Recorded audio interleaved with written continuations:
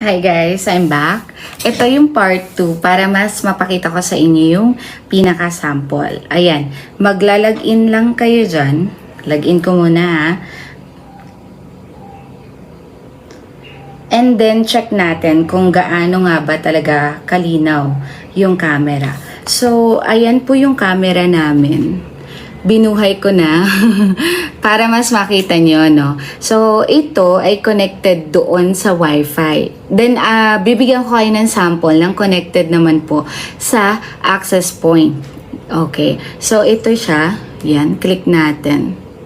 Alright. Ganyan sa oras na to yung labas ng bahay namin. Ayan. Ang oras, ang date is 2023-18 ng December, and the time is 10:59, which is 10:59 din po dito sa aking cellphone. Dito naman 10:59 din po siya.